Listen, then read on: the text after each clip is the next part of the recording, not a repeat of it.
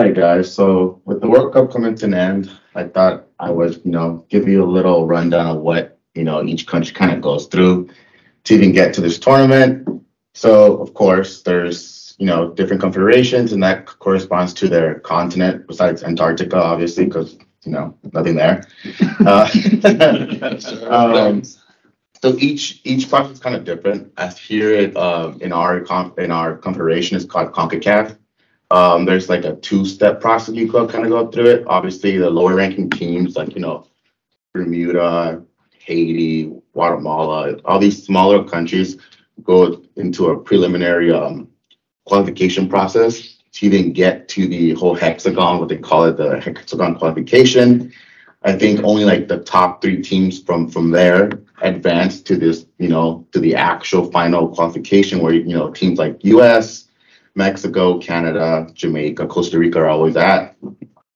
And in Europe, kind of the same thing. There's a lot of European nations there, so they kind of have to like separate in a way where the lower seeds have to play each other off so they can, play with the Italy's, Germany, France, and all those big countries.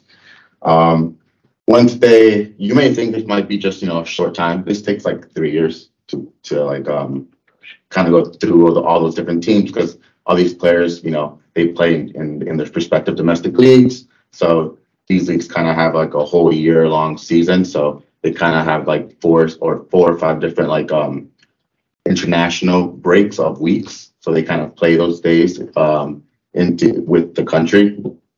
And then, once you're kind of resolved, you figure out who's going to the World Cup. They are put into pots. How these pots work is FIFA has its ranking, which is very unreliable. And they kind of, the top seeds go to pot one and then, go down. And then they have this, this cool little show they do, and it's kind of exciting, at least for me it is. And then you just kind of present, they kind of get to pick a ball, and then they kind of show, like, it's kind of cool. You should watch.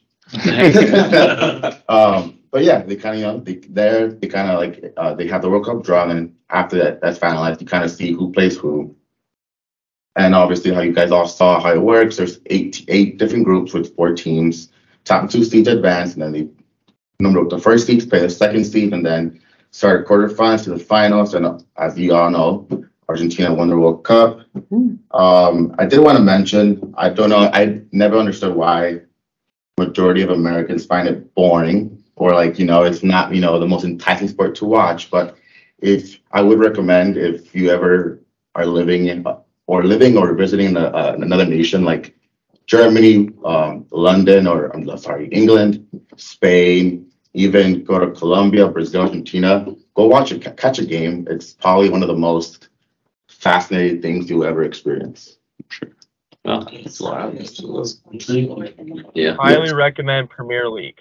They shoot the ball more. FYI. And with that, my 2 minutes is completed.